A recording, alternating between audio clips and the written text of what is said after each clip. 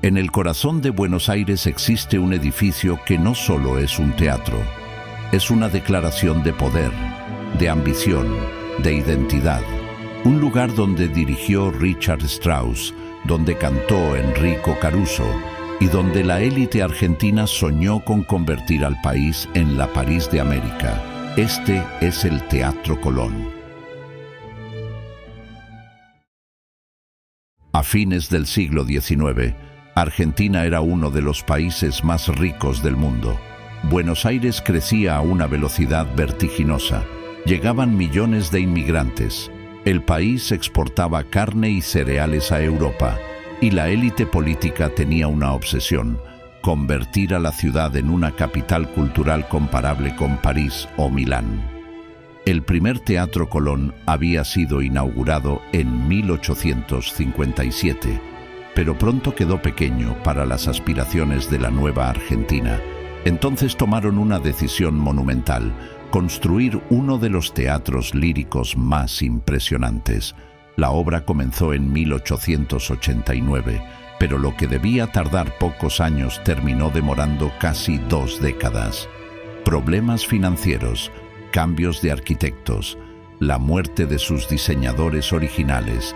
El proyecto pasó por manos de Francesco Tamburini, Víctor Meano y finalmente Jules Dormal. El resultado: un coloso arquitectónico de estilo ecléctico europeo, con influencias italianas y francesas. El 25 de mayo de 1908 finalmente abrió sus puertas, y Buenos Aires entró oficialmente en la élite cultural mundial. El Teatro Colón no es solo belleza, es acústica casi perfecta. Expertos lo ubican entre los mejores teatros del mundo, junto a la Scala y la Ópera de París. Su sala principal puede albergar a más de 2.400 personas. Tiene 7 niveles, una cúpula de 318 metros cuadrados. Pero el verdadero secreto está en su diseño en forma de herradura, los materiales y la madera que absorbe el sonido. Aquí, incluso un susurro puede escucharse en el último palco, y eso atrajo a los más grandes artistas del siglo XX. Por su escenario pasaron leyendas: Enrico Caruso, el tenor más famoso de su tiempo; María Callas, en presentaciones que marcaron época; Luciano Pavarotti, cuya presencia confirmó que el teatro seguía siendo una parada obligada para las mayores voces del mundo; y en 1920, Richard Strauss, dirigiendo personalmente en Buenos Aires. Cada temporada era un evento social. Las familias más influyentes ocupaban los palcos. El teatro era tanto espectáculo artístico como escenario político y social.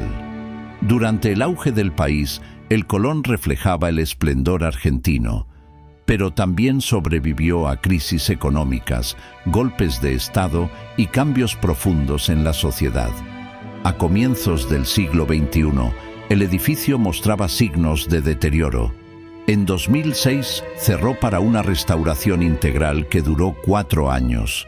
Fue una intervención enorme.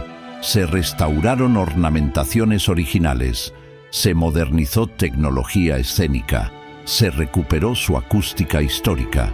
En 2010, para el bicentenario argentino, el Teatro Colón reabrió, no solo como monumento histórico, sino como símbolo cultural vivo. Hoy, más de un siglo después de su inauguración, el Teatro Colón sigue siendo uno de los grandes orgullos de Argentina.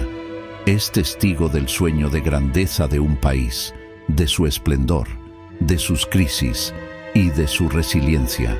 Si el video te gustó y quisieras que realice un documental profundizando su historia, déjamelo saber en los comentarios.